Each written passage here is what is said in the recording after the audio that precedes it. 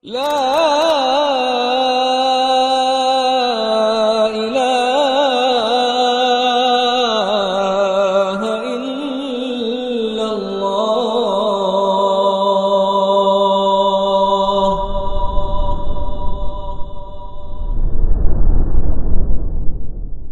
إن الحمد لله نحمده ونستعينه ونستغفره ونعوذ بالله من شرور أنفسنا ومن سيئات أعمالنا من يهده الله فلا مضل له ومن يضلل فلا هادي له أشهد أن لا إله إلا الله وحده لا شريك له وأشهد أن محمدا عبده ورسوله لا نبي بعده. قال الله تعالى في كتابه: يا أيها الذين آمنوا اتقوا الله حق تقاته ولا تموتن إلا وأنتم مسلمون. يا أيها الناس اتقوا ربكم الذي خلقكم من نفس واحدة وخلق منها زوجها وبث منهما رجالا كثيرا ونساء واتقوا الله الذي تساءلون به والأرحام إن الله كان عليكم رقيبا. يا أيها الذين آمنوا اتقوا الله وقولوا قولا سديدا يصلح لكم أعمالكم ويغفر لكم ذنوبكم ومن يطع الله ورسوله فقد فاز فوزا عظيما. فإن أصدق الحديث كتاب الله وخير الهدي هدي محمد صلى الله عليه وسلم وشر الأمور محدثاتها وكل محدثة بدعة وكل بدعة ضلالة وكل ضلالة في النار. اللهم إنا نسألك بأن لك الحمد لا إله إلا أنت المنان بديع السماوات والأرض يا حي يا قيوم يا ذا الجلال والإكرام. اللهم آت نفوسنا تقواها وزكها أنت خير من زكاها أنت وليها ومولاها. اللهم إنا نعوذ بك من علم لا ينفع ومن قلب لا يخشع ومن نفس لا تشبع ومن دعوة لا يستجاب لها. اللهم إنا نسألك اللهم ارزقنا حبك وحب من ينفعنا حبه عندك. اللهم ما رزقتنا مما نحب فاجعله قوة لنا فيما تحب. اللهم وما زويت عنا مما نحب فاجعله فراغا لنا فيما تحب. اللهم إنا نسألك علما نافعا ورزقا طيبا وعملا متقبلا. يا حي يا قيوم برحمتك نستغيث أصلح لنا شأننا كلها ولا تكلنا إلى أنفسنا طرفة أعين. ربنا عليك توكلنا وإليك أنبنا وإليك المصير. Jemaah sekalian rahimani wa rahimakumullah, kita insyaallah melanjutkan kajian kitab At-Tauhid karya Syekh Muhammad bin Abdul Wahhab rahimahullahu taala,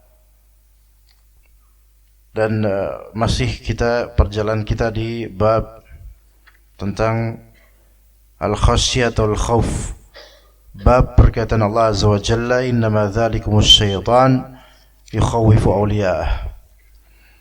Kita akan mulai dari perkataan atau firman Allah azza wa jalla yang disitir oleh beliau dalam bab ini. Kembali kita mengingat ayat atau salah satu ayat di surat Al-Ankabut. Al-Ankabut ayat 10. Perkataan Allah azza wa jalla, wa minan nasi man yaqulu amanna billah fa idza udhiya fillahi ja'ala fitnatan nasi ka'adzabillah. Wa minan nas, yaitu min tab'idiyah, sebagian dari manusia. Bismillah. Sebagian dari manusia ada yang may yaqulu amanna ada di antara manusia yang berkata kami beriman, mengklaim kami beriman.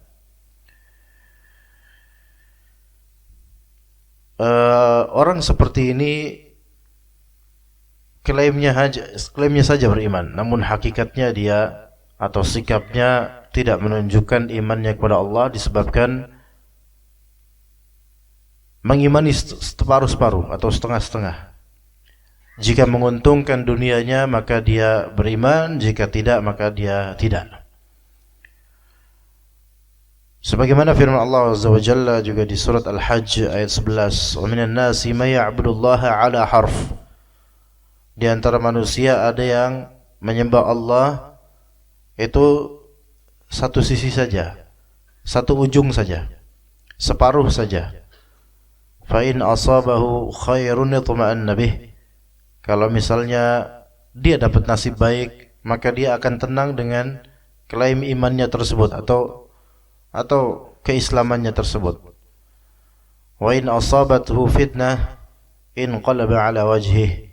Tapi ketika diuji, diberi fitnah dan ujian, berpaling dia, mulai menampakkan kekufurannya, tidak terima dengan takdir Allah, dan menjadikan syariat Islam kambing hitam, menjadikan agama ini seolah-olah berat baginya.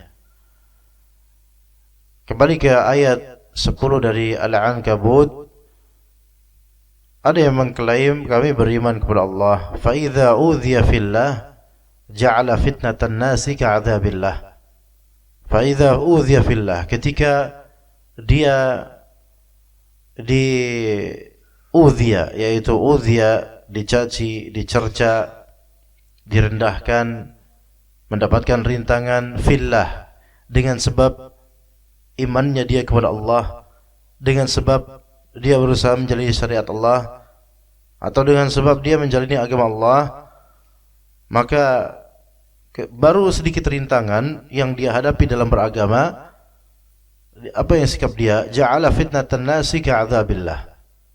Dia menjadikan fitnatan nas, dia menjadikan fitnah dari manusia. Fitnah maksudnya di sini adalah ujian dari manusia, celaan manusia, itu seperti azab Allah. Jadi ja'ala fitnatan nas, dia menjadikan fitnah. Fitnah di sini idza, yaitu cercaan, rintangan, ujian dari manusia. Dan sesuatu itu disebut fitnah ketika hal tersebut bisa menjauhkan seseorang dari jalan Allah. Ini kaidah fitnah. Apa yang dimaksud fitnah? Fitnah yang kita maksud sini bukan fitnah versi bahasa Indonesia. Karena fitnah versi bahasa Indonesia itu adalah tuduhan tanpa bukti. Itu kalau dalam bahasa Arab bukan fitnah namanya, tapi buhtan.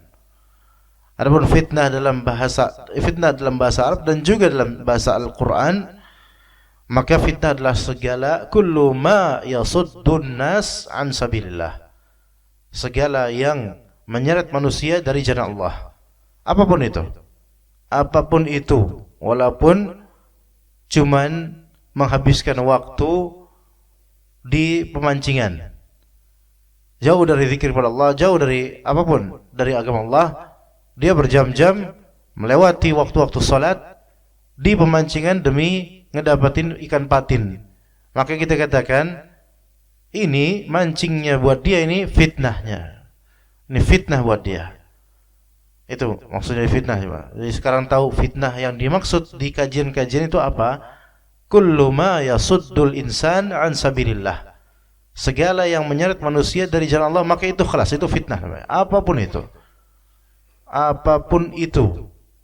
ya, apapun itu. Taib. Bisa enggak seseorang terfitnah dengan ilmunya? Bisa. Ketika ilmunya memang banyak, namun tidak menjadikan dia itu berada di jalan Allah. Ini berarti dia maftun, dia terfitnah dengan ilmunya sendiri, dengan kecerdasan sendiri. Entah karena dia sombong, entah karena dia enggan mengamalkan, entah karena dia menjual ilmunya demi mendapatkan dunia belaka, maka ini semua fitnah. Tadi ingat ketika kita mendengar di kajian-kajian asatidzah kita fitnah, maka kita katakan itu artinya adalah ujian yang menyeret manusia dari jalan Allah Azza wa Jalla. Kalau misalnya seseorang baru menuju manhaj salaf, berusaha bertaubat menuju manhaj salaf, betul-betul dia salatnya khusyuk, ngajinya rajin, baik ngaji Al-Quran atau kajiannya, namun kemudian misal dia sudah lama mempelajari manhaj salaf, kemudian mulai mulai kendor, mulai merasa saya udah lama beramal salaf dan saya mulai hilang rasa kedekatannya dengan Allah dengan beragama ini, yang penting penampilannya, maka ini mulai agak menjauh dari jalan yang sebenarnya. Berarti ada suatu fitnah buat dia. Entah karena dia sudah terbuai dengan senioritas, dan dalam bermanhaj salaf tidak ada sisi senioritas sebenarnya. Yang ada dia istiqomah atau enggak itu loh. Kalau enggak istiqomah mau senior apapun enggak ada artinya. Jadi ada faktor penyebabnya apa? Mungkin dunia, mungkin perdagangan yang menjadikan dia terfitnah dengannya, atau mungkin kepanitiaan karena sibuk menjadi event organizer atau sibuk menjadi ring satunya ustadz. Sebagian dari ring satunya ustadz itu bukan talibul ilm. Ustadznya ustadz, tetapi ring satunya bukan talibul ilm, melainkan cuma orang yang pengen dekat sama ustadz. Berilmu pun tidak, dan tidak mendapatkan atau meraup ilmu yang banyak dari ustadznya, enggak. Safar sebelum ustadz kemana-mana. Maka ini fitnah. Kenapa? Bukankah dia bersama dengan orang saleh? Bukankah kata Allah Azza wa Jalla, wasbir nafsaka ma'al ladzina yad'una rabbahum. Ya, betul. Dia bersama dengan orang, mereka ring satu ini bersama dengan orang saleh. Tetapi karena orientasinya dunia, hanya ingin mendapatkan kedekatan dengan ustaz, maka ini khalas, ini menjadi fitnah buat dia. Sekiranya dia sungguh-sungguh menuntut ilmu dari sang ustaz, maka betul-betul dia akan tertular dengan ilmu yang tinggi dari sang ustaz itu, mendapatkan banyak faedah. Tapi ternyata salatnya tidak berbeda dengan salatnya dulu di masa sebelum hijrah. Hafalannya tidak bertambah. Zikir-zikirnya masih seperti itu saja, tidak ada pertambahan. Maka ini ajaib. Berarti dia terfitnah dengan apa? Terfitnah dengan kedekatan dengan orang saleh yang tidak menambah apapun padanya, melainkan hanya menambah apa? Gajinya atau fulusnya atau pandangan orang. Dan ajaibnya sebagian dari ring satu, sebagian ustaz itu apa? Berbangga dengan kedekatan dengan ustaz, dan itu tidak ada artinya di sisi Allah ataupun di sisi manusia sejatinya. Melainkan yang terpenting adalah apa? Seberapa dia istiqomah. Apakah dia menambah ilmu atau tidak dengan dekatnya dia kepada ustaz, baik ustaz yang senior ataupun ustaz manapun, dai ilallah. Maka segala ujian yang Allah Ta'ala berikan, takdirkan, yang berpotensi membuat manusia itu malah menjauh dari agama Allah atau menjauh dari sirat al-mustaqim, maka itu adalah fitnah. Apapun itu, bahkan bisa menjadi ilmu, menjadi fitnah bagi seseorang jika tidak didasari ketakwaan dan amalan. Maka fa idza udhiya fillahi ja'ala fitnatan nasi ka'adzabillah. Ketika dia diuji dengan sebab klaim imannya itu, dengan sebab dia berusaha mau menjalani agama Allah, namun dia menjadikan fitnatan nas, yaitu ujian yang diberikan oleh orang lain berupa cercaan, cacian, tudingan, itu seolah-olah azabnya Allah gitu loh. Seolah-olah keras sekali ini azab. Padahal baru desas-desus manusia. Enggak bisa sabar dengan celotehan manusia. Kenapa seseorang tidak bisa bersabar dengan komentar manusia? Kenapa? Karena ada dia berharap apa? Pujian manusia. Semakin kita berharap pujian manusia, ketika dikomentari negatif, maka kita semakin kesal ya dengan komentar-komentar tersebut ya. Maka seolah-olah komentar manusia itu adalah azab Allah, azab yang besar. Seolah-olah ketika ada yang dislike apa yang kita ucap, itu suatu apa ya, disaster atau bencana. Enggak, semestinya tidak seperti itu. Jangan jadikan ujian dari manusia itu seperti azab Allah, kemudian mundur dari sirat al-mustaqim. Perlu diketahui di ayat ini ada hikmah yang besar, bahwasanya suatu keniscayaan adanya ibtila atau ujian dari Allah kepada hamba Untuk apa tujuannya?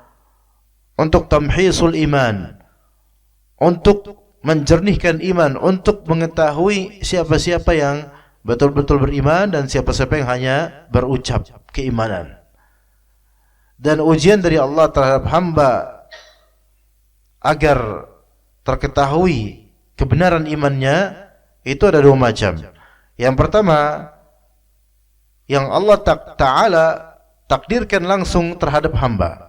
Yang Allah Ta'ala takdirkan langsung terhadap hamba, itu yang pertama. Ujian dari Allah terhadap keimanan hamba itu ada dua macam. Yang pertama, yang Allah langsung takdirkan kepada hamba, misal berupa musibah, entah itu penyakit, dan entah misal gempa bumi yang belakangan ini terjadi, dan hal-hal lain banyak, kemaksiatan dan seterusnya. Ini sebenarnya ujian,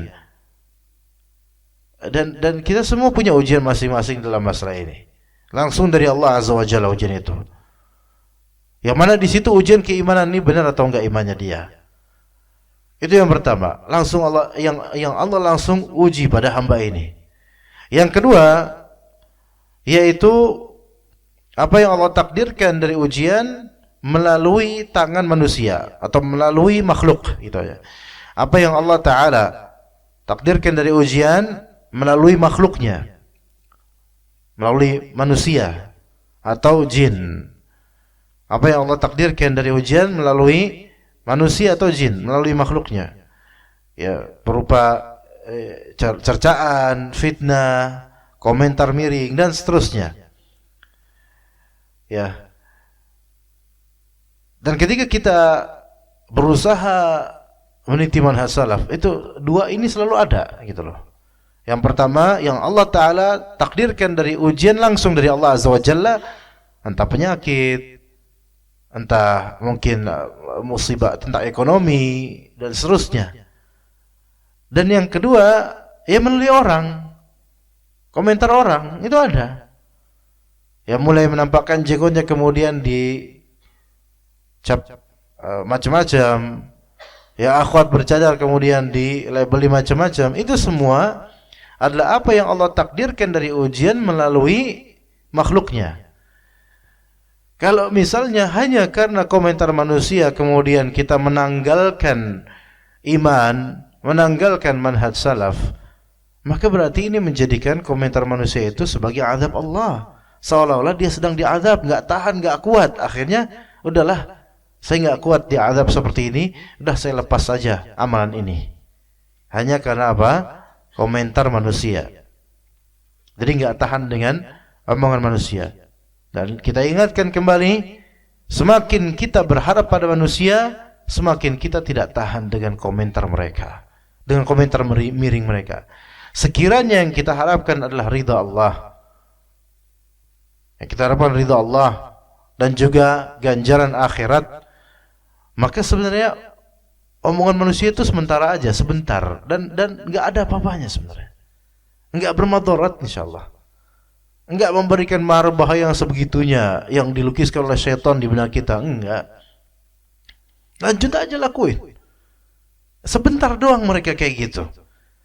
Tahan-tahan diri sampai orang yang komentar itu capek dengan hasad mereka dan capek dengan ucapan mereka sendiri.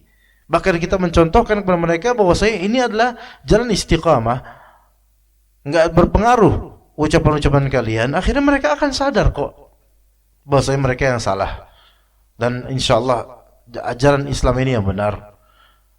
Ya, jadi jangan jadikan komentar orang itu patokan, dan jangan kita itu bersikap kalau syariat ini, bagian syariat ini menguntungkan kita, membuat orang memuji kita, baru kita senang dengan syariat ini. Giliran syariat yang membuat kita teruji, kita enggak tahan. Maka sikap ini seperti sikap orang munafik. Kata Allah Azza wa Jalla lanjutannya, wala in jaa nasrun min rabbika la yaqulunna inna kunna ma'akum. Kalau orang-orang seperti ini, kalau misalnya datang kemenangan dan bantuan dari Rabbmu, mereka tiba-tiba berkata apa? Oh, we are with you, kami bersamamu. Jadi giliran ada keuntungan, ada benefit, ya, atau kejayaan Islam atau euforia manhaj salaf, Tiba-tiba, oh saya sunnah, saya salafi, saya muslim, saya dan seterusnya. Baru klaim-klaim kemudian. Tapi giliran diuji nggak tahan. Ya. Taib. Kemudian kita lanjut ke hadis yang disebutkan oleh Syekh Muhammad bin Abdul Wahhab rahimahullah. An Abi Sa'id radhiyallahu anhu marfu'an. Dari Abu Sa'id Al-Khudri radhiyallahu anhu secara marfu' ini merupakan perkataan Nabi sallallahu alaihi wasallam, "Inna min dha'fil yaqini an turdiyan nasa bi sakhatillahi wa an tahmadahum ala rizqillahi wa an tadhummahum ala ma lam yu'tika Allahu inna rizqallahi la yajruhu hirsu harisin wa la yarudduhu karahiyatu karihin."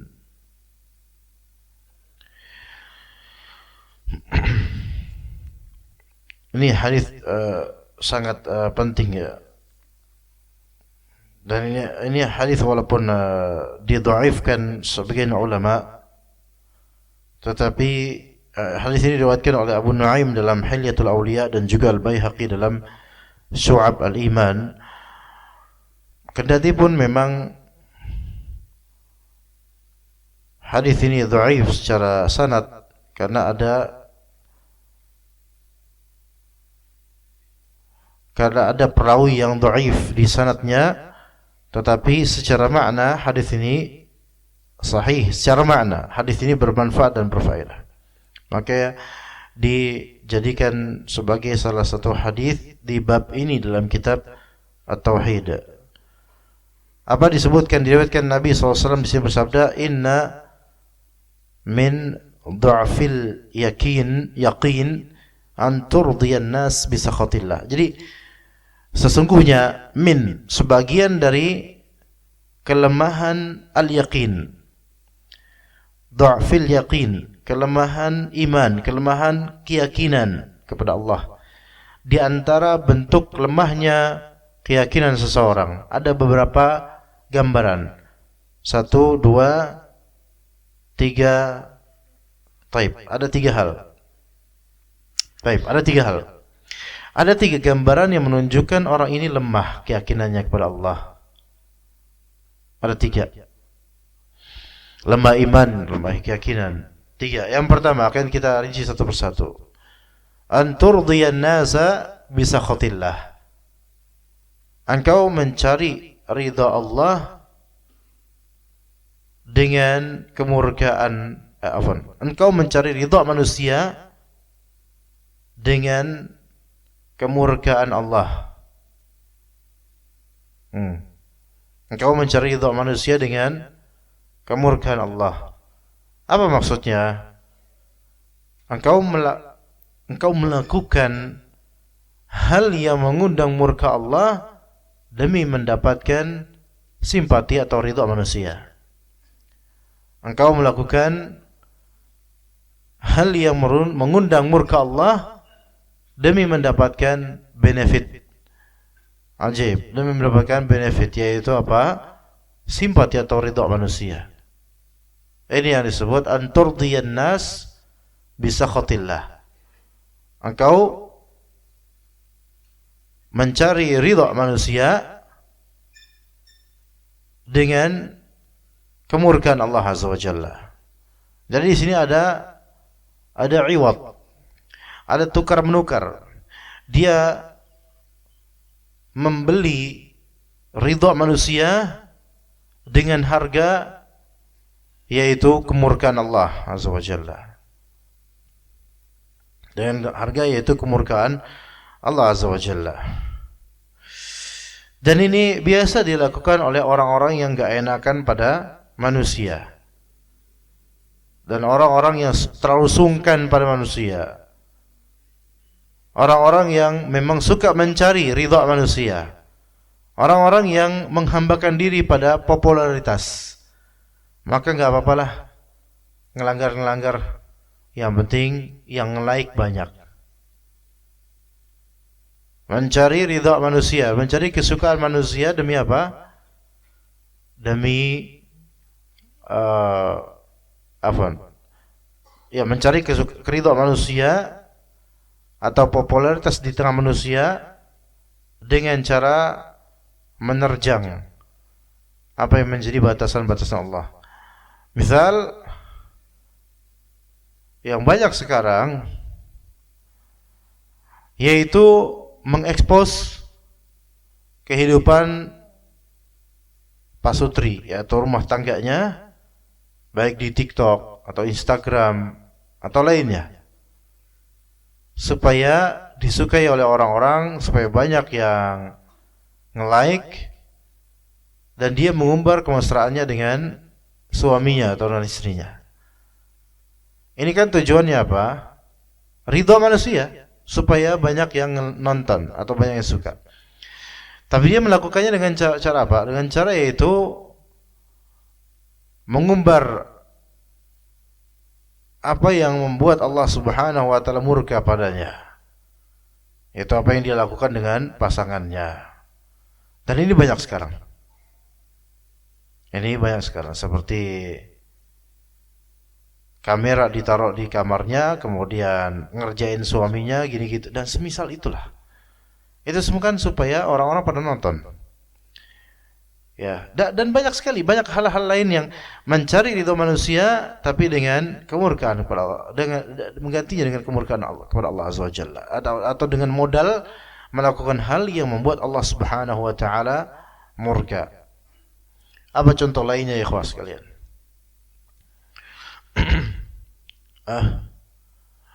Menyumbang banyak dari sumbangan, tapi dari harta yang dia dapat dengan cara yang haram. Ini seolah-olah ini bagus gitu. Sumbangannya banyak. Sampai wakaf pula. Tapi dia itu kerja di tempat yang haram. Atau dia nilap duit atau korupsi. Ini kan mengundang murka Allah demi mendapatkan simpati manusia. Tujuannya apa? Tujuannya ridha manusia.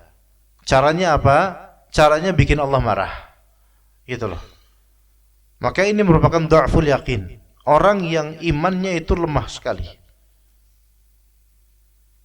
Orang yang imannya itu lemah sekali. Begitu juga dengan sebagian dari pendakwah. Sebagian dari pendakwah berfatwa atau menjawab pertanyaan, dia sesuaikan dengan ridhonya jemaah. Yang ketika dia jawab itu, dia lebih mempertimbangkan ridhonya jemaah, ridhonya panitia, ridhonya DKM dibandingkan dengan kebenaran. Akhirnya demi memuaskan jemaah, dia pun memfatwakan fatwa yang menyimpang. Memfatwakan fatwa yang menyimpang untuk mendapatkan simpati manusia. Dan ini bisa terjadi pada orang yang berdakwah bukan kepada Allah, melainkan kepada popularitas, atau kepada partai, atau kepada politik, atau kepada ormasnya, atau kepada dirinya. Bukan kepada Allah Azza wa Jalla. Maka yang dicari ridha manusia. Ya. Ada juga dai misal dia mengerti tentang masalah akidah, tauhid, sunnah. Kemudian qadarallah Allah Subhanahu wa taala berikan fitnah dan ujian padanya, yaitu ujian politik. Ujian politik, sehingga ada keinginan dan syahwat kekuasaan padanya. Kepingin ada di kursi pemerintahan. Taib, kemudian pengen mengeruk massa, pengen mengumpulkan massa dengan cara apa? Ketika, dan ini sangat tampak, ditanya di suatu kajian, ditanya, Ustaz, apakah Asy'ariyah termasuk Ahlus Sunnah? Maka kemudian dengan retorika menjawab beragam ini, ya, dijelaskan Asy'ariyah, Mu'tazilah dan seterusnya. Jadi Asy'ariyah itu kita katakan termasuk Ahlus Sunnah karena niatan mereka baik dalam mentakwil sifat-sifat Allah. Dan dai ini telah mempelajari kitab-kitab akidah Ahlus Sunnah. Ngerti. Tapi kenapa kemudian mengatakan bahwa mereka adalah Ahlus Sunnah dan mereka niatannya baik? Taib, kalau misalnya Asy'ariyah kita kira Ahlus Sunnah, taib Ahlus Sunnah. Kalau misalnya untuk melawan Mu'tazilah, ya mereka memang lebih dekat kepada Ahlus Sunnah. Untuk dibandingkan dengan Syiah, jelas mereka lebih dekat kepada, atau kita kata mereka Ahlus Sunnah sebagaimana disebut oleh Ibnu Taimiyah.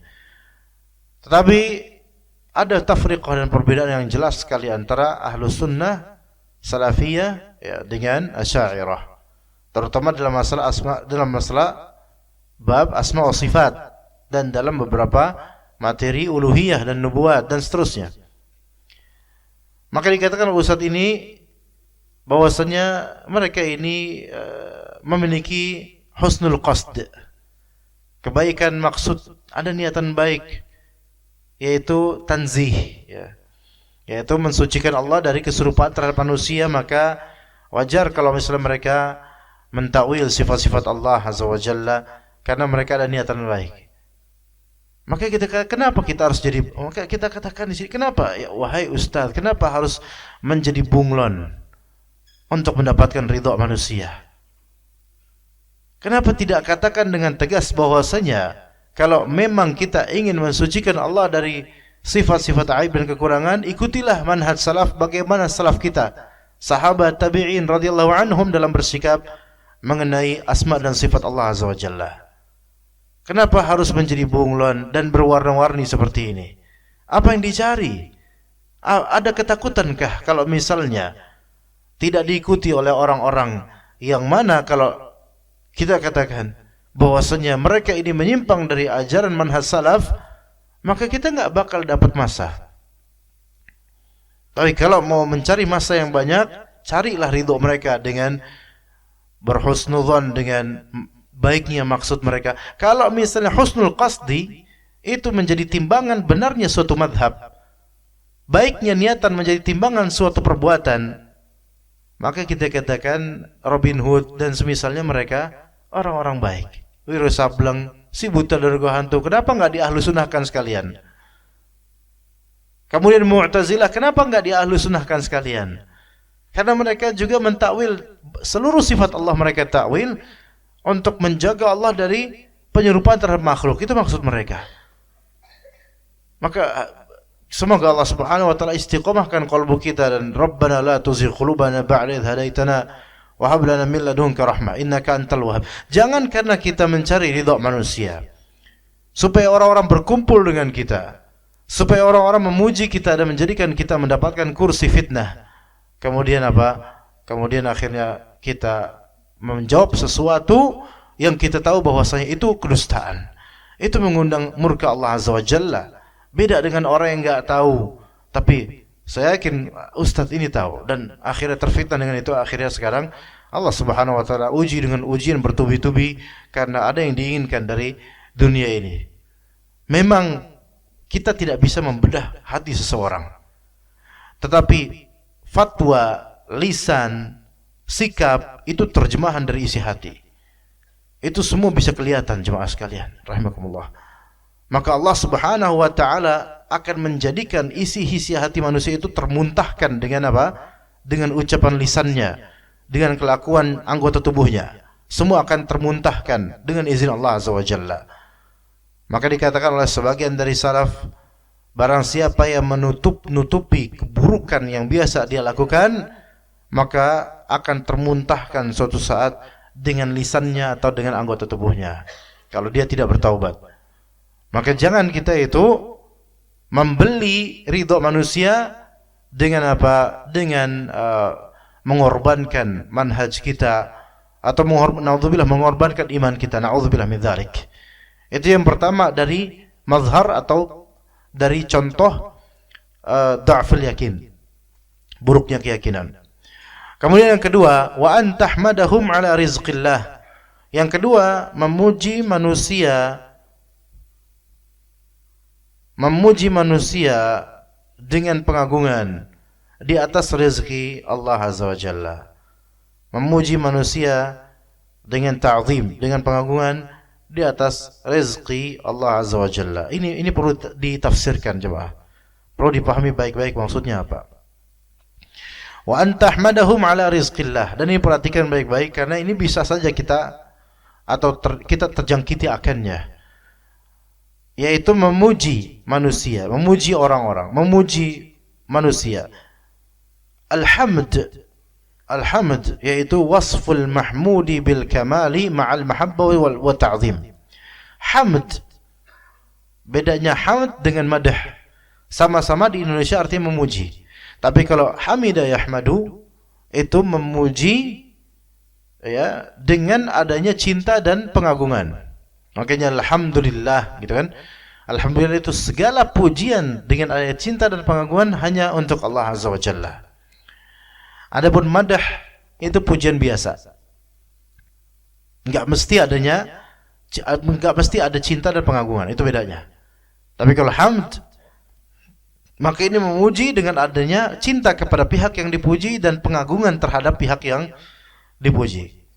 Maka antahmadan nas ala rizqillah. Engkau memuji manusia di atas rezeki Allah Azza wa Jalla. Apa maksudnya di sini? Yaitu semua yang diberikan insan kepada kita itu semua akan ditakdirkan oleh Allah. Allah Subhanahu wa taala yang memberinya, membaginya, mentakdirkannya kepada kita. Jadi maksud dari antahmadahum ala rizqillah, maksud dari engkau memuji manusia dengan pengagungan di atas rezeki Allah, yaitu jika manusia memberimu sesuatu, engkau memujinya dan engkau melupakan Allah. Itu maknanya. Jadi yang kedua ini adalah engkau melupakan sang pemberi rizki dan beralih memuji wasilah, yaitu memuji manusia. Gitu. Dan ini kasus umumnya orang-orang yang kufur kepada Allah dan kasus yang banyak menjangkiti kaum muslimin. Dan jangan-jangan dikhawatirkan termasuk kita. Yaitu lebih legowo memuji manusia dan melupakan penyebabnya, yaitu Allah Azza wa Jalla. Iya. Kita berterima kasih luar biasa pada orang yang memberikan kepada kita. Namun kita lupa bahwa ini semua ditakdirkan oleh Allah, dibagikan oleh Allah, dan merupakan kemurahan dari Allah. Kita lebih berterima kasih pada guru-guru kita yang mengajarkan kita ilmu, dan kita lupa bahwasanya ini semua dimudahkan oleh Allah. Itu dari segi ilmu. Ketika kita sulit, kemudian ada yang mau membantu kita, memberikan kita hutang, kita luar biasa, wah, berterima kasih padanya, dan lupa akan Allah. Ini merupakan lemahnya iman dan lemahnya keyakinan. Pemberian manusia kepada kita banyak. Dengan banyaknya manusia yang memberi kepada kita. Tapi kalau kita perhatikan, syukur kita kepada Allah itu masih kurang. Kita lebih bersyukur kepada manusianya gitu loh. Jadi ketika Allah Subhanahu wa taala memberikan kenikmatan kepada kita melalui hambanya, maka ada dua kewajiban pada kita. Pertama, syukur kepada Allah. Kedua, syukur kepada manusia yang memberi, menjadi wasilah pemberian Allah kepada kita. Dua kewajiban. Dan itu ada dalam hadis Nabi SAW, man lam yashkurin nas lam yashkurillah. Barang siapa yang belum bersyukur kepada manusia, maka dia belum bersyukur kepada Allah. Hadis ini menunjukkan dua kewajiban. Satu, bersyukur kepada Allah itu wajib atas pemberian ini. Kedua, bersyukur pada manusia itu juga wajib. Itu faedah pertama. Faedah kedua, belum disebut bersyukur kepada Allah jika belum bersyukur kepada manusia. Dan ini juga harus diperhatikan. Jadi manhaj Islam dalam masalah bersyukur terhadap rezeki Allah melalui tangan manusia, yaitu membalance antara keduanya. Balance di sini maksudnya dua-duanya harus ada pada kita, yaitu bersyukur kepada Allah dan bersyukur kepada manusia. Barang siapa yang bersyukur kepada manusia dan tidak bersyukur kepada Allah, maka dia lemah imannya. Barang siapa yang bersyukur kepada Allah namun tidak bersyukur kepada manusia, maka tidak sempurna syukurnya. Barang siapa yang tidak bersyukur kepada Allah, tidak pula bersyukur kepada manusia, maka ini serendah-rendah manusia ini. Enggak ada harganya baginya pemberian Allah dan pemberian manusia ini, dan juga pemberian manusia ini. Dan Anda ngelihat seseorang, beberapa orang ikhwan, siapa di sini yang pernah umrah atau haji, semoga Allah Ta'ala terima amal ibadahnya, dan bagi yang belum Allah rezekikan, maka ketika kita kan belum Allah rezekikan, suatu saat Allah rezekikan kita semua untuk haji dan juga umrah. Allahumma amin. Dan percayalah pada Allah Azza wa Jalla, dia maha kaya. Jadi jangan kiaskan Allah dengan makhluk yang betul-betul fakir. Allah itu maha kaya. Kadang-kadang rezekinya itu tidak kita sangka-sangka. Ya, tiba-tiba dapat aja rezeki umrah. Siapa tahu ada yang bayarin gitu. Alhamdulillah. Ya, selama halal. Ya. Ketika anak keluar dari Masjidil Haram menuju ke hotel. Dan memang kalau di Masjidil Haram atau Masjid Nabawi banyak sekali dari petugas petugas kebersihan. Ya, petugas kebersihan masjid dan lingkungan masjid itu yang memang berdiri ya sebenarnya itu menunggu pemberian. Kadang-kadang berdiri ya berbaris gitu menunggu pemberian dari jemaah umrah atau jemaah yang mengunjungi masjid. Dan itu sebenarnya tidak baik dengan menunggu seperti itu ya, karena mengharapkan uluran tangan manusia. Tapi mereka rata-rata orang IPB jemaah kan. Bukan IPB ini, IPB Bogor, bukan. India, Pakistan, Bangladesh rata-rata. Yang Indonesia enggak banyak. Ya. Enggak ada orang asli Saudi jadi petugas kebersihan, enggak ada ya kawan, enggak ada ya. Mereka enggak mungkin, gengsi lah mereka. Tapi dan mereka kecekatan memang, masya Allah. Orang-orang IPB itu kecekatan, ya masya Allah mereka. Nah, ketika itu ada beberapa orang, satu terus sana berapa meter kemudian dua orang, satu orang lagi. Ada seorang ibu-ibu Indonesia itu memang orang yang paling disukai di sana, karena dermawan dan mudah ditipu gitu loh. Ya, karena dermawan, ramah, polos dan nggak bisa bahasa Arab, jadi mudah ditipu. Ya. Nah kemudian maksudnya mudah ditipu di sini pas jual beli itu nggak bisa nawar gitu loh. Ya udah berapa aja gitu. Jadi disenengin karena enaknya bertransaksi kepada orang-orang Indonesia. Taib, ada seorang ibu-ibu yang jalan membagikan uang. Jadi lewat sini kasih, berapa meter kemudian ketemu yang petugas kebersihan, kasih lagi. Kemudian kasih lagi. Anak perhatiin dari belakang agak berapa meter dari ibu itu. Kemudian lihat yang pertama dikasih. Jadi sambil megang sapunya dikasih, ngambil, dah gini. Ekspresi wajahnya nggak ada perubahan. Tidak ada di lidahnya jazakallah khairah, terima kasih, nggak ada. Anak kemudian anak kata, ya akhi, qul ilaiha jazakillah khairah. Qul ilaiha jazakillah khairah. Habis itu baru senyum-senyum doang, mungkin merasa salah atau gimana. Qul jazakillah khairah. Hadza ni'matu min Allah, qul jazakillah khairah. Katakan kepadanya jazakillah khairah. Atau qul syukran atau semisalnya.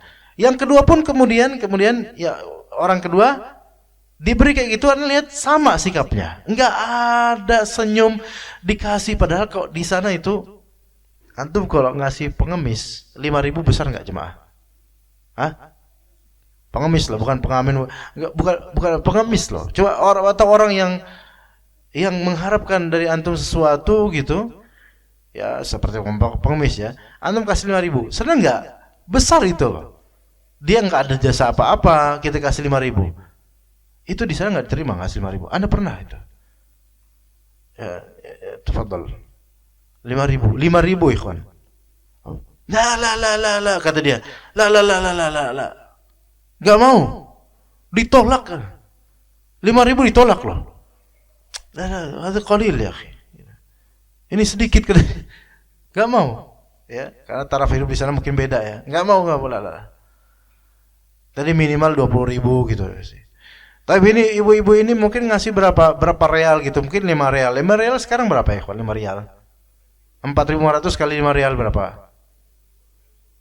Enggak 12, Pak.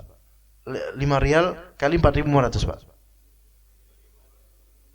25.000 atau 20.000. Gimana? Antum ngasih orang nggak ngapa-ngapain antum kasih 25.000 sekarang coba. Oke lah, pengamen yang mungkin tampang preman, ngepang dan semisalnya. Antum kasih 20.000 padanya.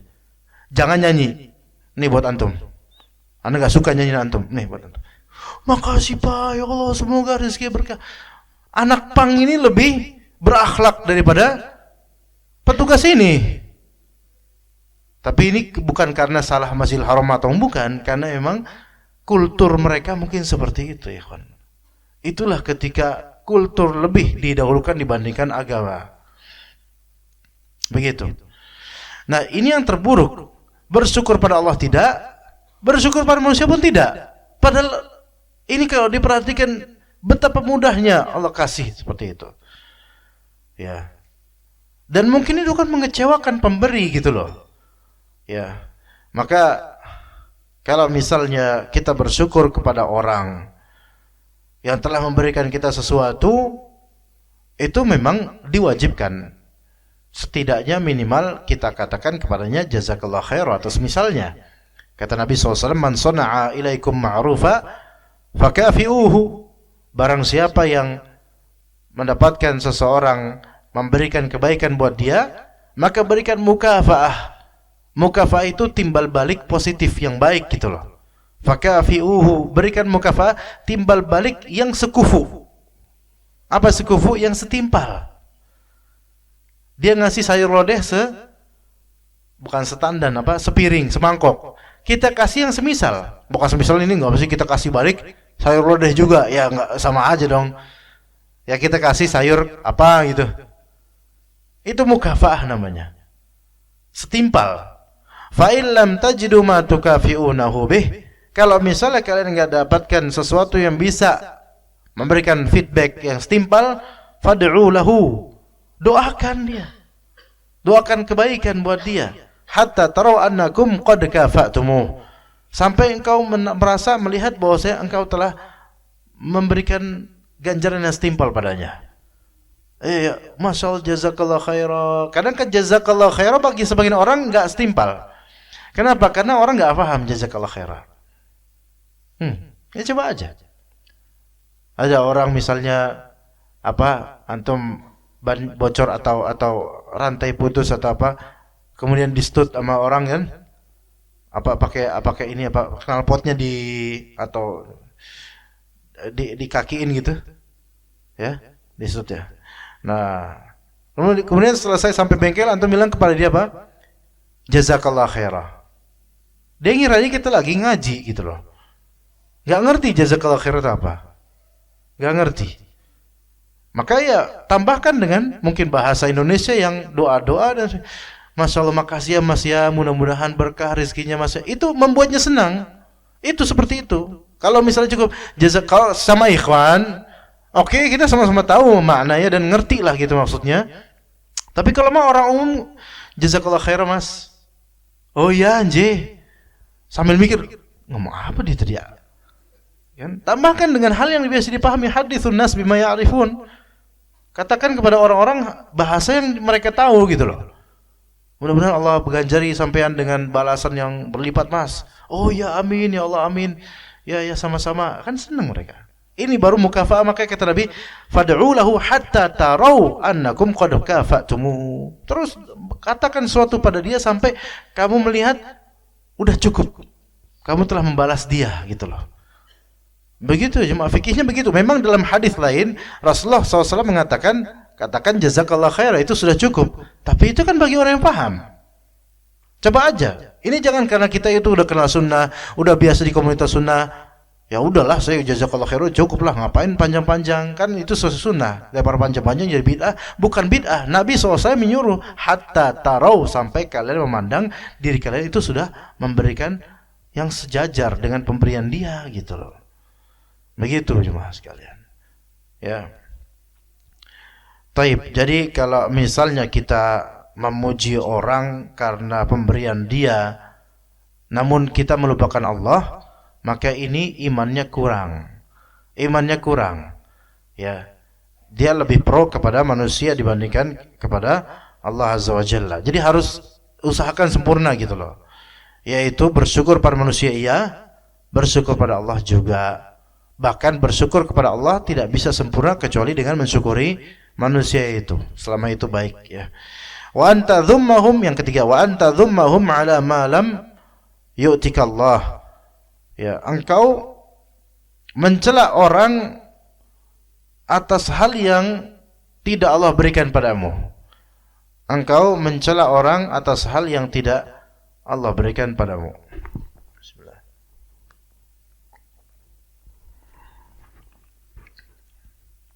Engkau mencela orang atas hal yang Allah tidak berikan padamu.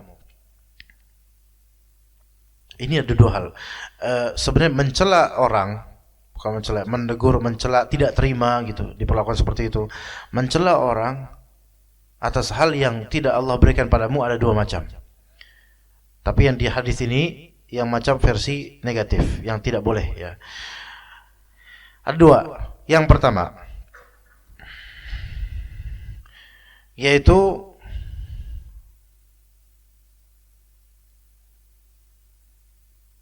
mencela orang tanpa hak untuk hal yang tidak Allah berikan kepadamu, dan tambahan tanpa hak. Adapun yang kedua, mencela orang dengan hak. Mencela orang dengan hak atas apa yang Allah tidak berikan padamu.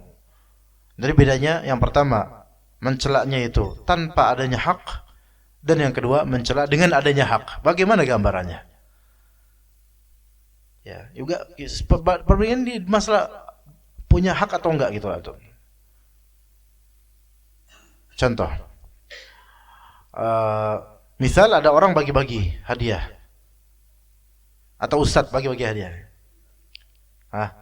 Antum maunya anda bagi hadiah apa jemaah? Fadal lah. Enggak, ini khayalan aja, enggak terjadi kok, tenang aja. Apa kira-kira apa? Anda juga enggak mau kok, banyak soalnya. Duit 100.000, baik. Anda kasih 100.000 untuk yang orang-orang terdepan nih. 20 orang 100.000. Alhamdulillah, seneng kan? Seneng yang dapat, yang nggak dapat mangkel. Ustadz nggak adil, ya kan? Giliran yang depan aja dikasih, kita nggak dikasih.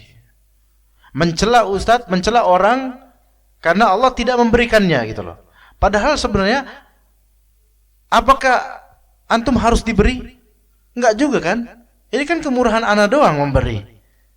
Ya antum nggak dapat, ya qadar Allah, selesai gitu loh. Paham nggak?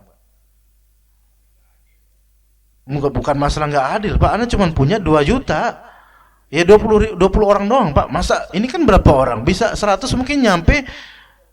Nggak cukup lah, Pak. Bukan masalah adil nggak adil. Ya masa Anda harus ngeluarin 20 juta, Pak? Ya susah, Pak. Ya 2 juta doang punyanya. 20 orang dapat. Yang lain bilang, wah Ustaz nggak adil, nggak usah ngaji lah kalau kayak gini mah, kayak gini.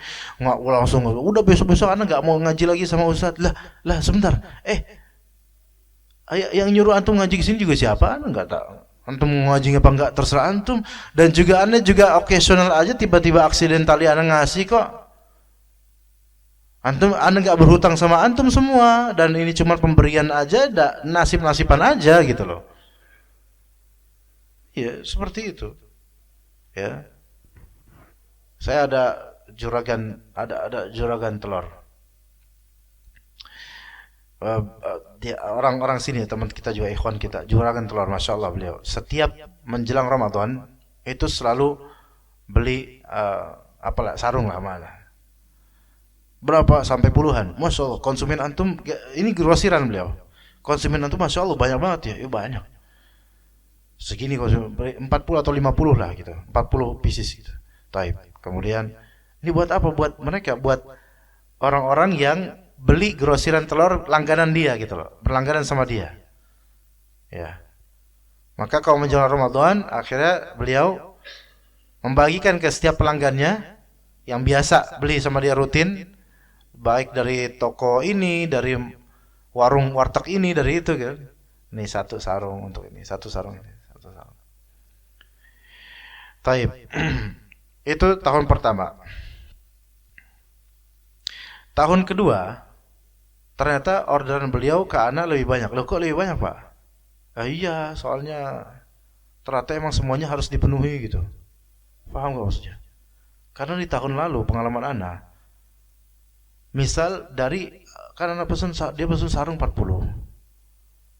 Ternyata pelanggannya itu ada 45. Nah, yang 40 kebagian sarung. Ada 5 langganan dia yang gak kedapatan sarung. Setelah mereka nggak ada sarung, akhirnya besok mereka nggak mau belanja lagi dengan si juragan telur ini. Ngerti nggak jemaah?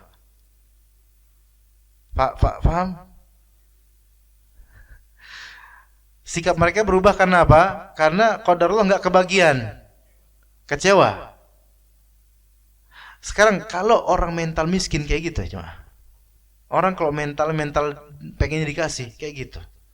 Akhirnya dia mencela karena nggak kebagian. Padahal nggak harus dia dapat gitu loh. Paham nggak jemaah? Karena ini kan kemurahan juragan telur. Nggak ada agreement sebelumnya bahwa saya setiap pembelian telur per tahun akan mendapatkan sarung misalnya. Nggak ada perjanjian itu.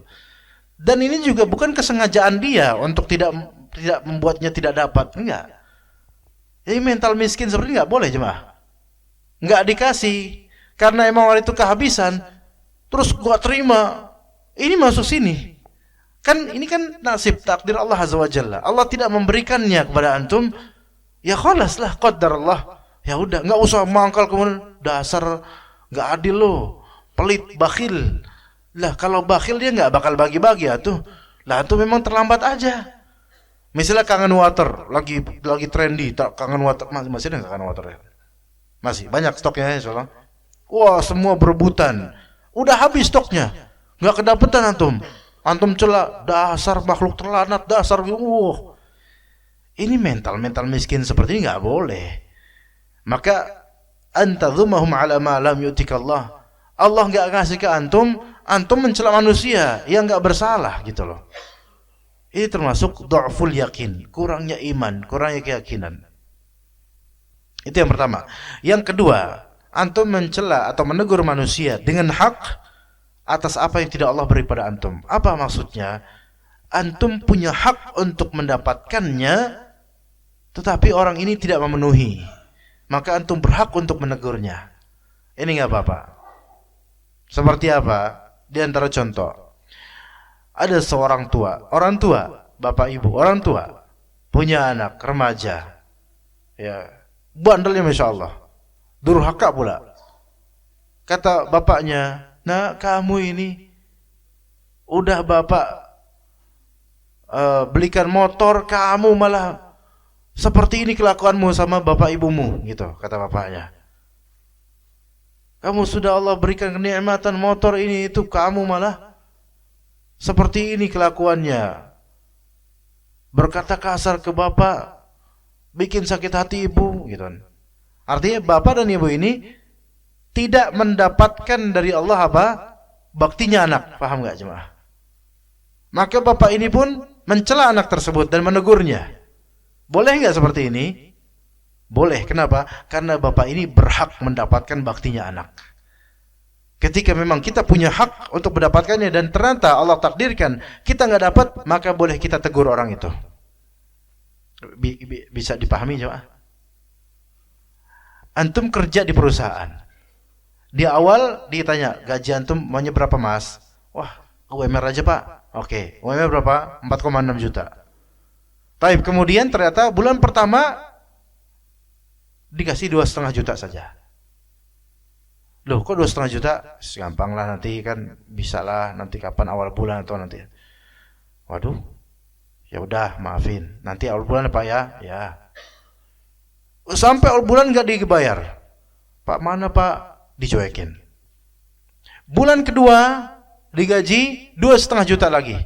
Pak, ini kok saya cuma dapat 2,5 juta, kan agreementnya 4,6 pak. Kamu harus ikhlas, bekerjakan lillahi ta'ala. Lah gimana? Ya. Kemudian akhirnya antum nggak terima. Bapak ini nggak boleh seperti itu. Ini apa namanya? Terus antum omelin, antum ingetin akan akhirat. Ini sama dengan ngutang sama saya dan menzalimi saya dan seterusnya. Bapak itu berkilah. Saya tuh udah ngaji tauhid.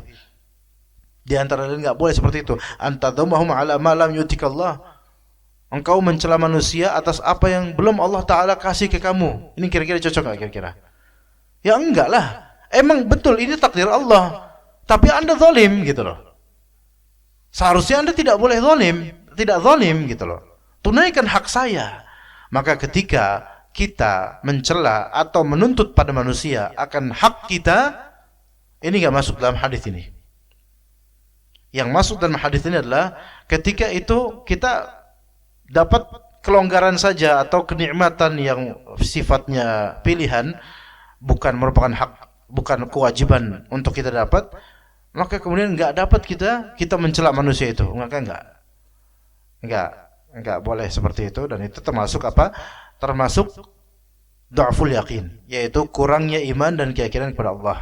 Maka kata Nabi di dalam hadis dhaif ini, inna rizqallahi la yajruhu hirsu harisin wa la yarudduhu karahiyatu karihin. Sesungguhnya rizkinya Allah itu tidak bisa ditarik oleh ambisi orang yang berambisi, dan tidak bisa ditolak oleh kebencian orang yang membenci. Rizki Allah itu tidak bisa ditarik, yaitu tidak bisa diraih oleh ambisi orang yang berambisi, dan tidak bisa ditolak atau tidak bisa dibuang oleh kebencian pembenci. Artinya ketika Allah memang pengen rizkikan, pasti terjadi, terserah Allah. Ketika Allah belum merizkikan, tidak akan terjadi. Ma asabaka lam yakun liyukhti'ak wa ma akhta'aka lam yakun liyusibak. Apa yang mengenaimu dengan takdir Allah tidak akan melesat, dan apa yang melesat darimu tidak akan mengenaimu. Itu harus pikir begitu gitu. Ketika kita nggak dapat, dan itu sebenarnya nggak wajib kita dapat, tapi kemurahan dari Allah atas sebagian insan, dan kita nggak dapat qadar Allah, maka jangan cela orang ini. Misal masih dijawab, misalnya setelah kajian ada makan misal, ya, udah antrian panjang, gila antum udah ngantri panjang, ternyata nggak dapat. Gimana sih panitia? Gebrak meja kemudian. Semua pada ngeliatin. Nggak tahu ya kalau saya lapar. Ya saya tahu kalau saya sampai lapar, makanya marah-marah kan karena lapar kan, gitu kan. Ini saya lapar ini. Yang lain pada dapat, saya nggak dapat. Kasih hadis ini jemaah. Oh, waktu itu nggak masuk kajian ya Pak ya, gitu dong. Iya. Apakah wajib masih dijauh untuk memberikan makan buat dia? Enggak kan? Enggak wajib.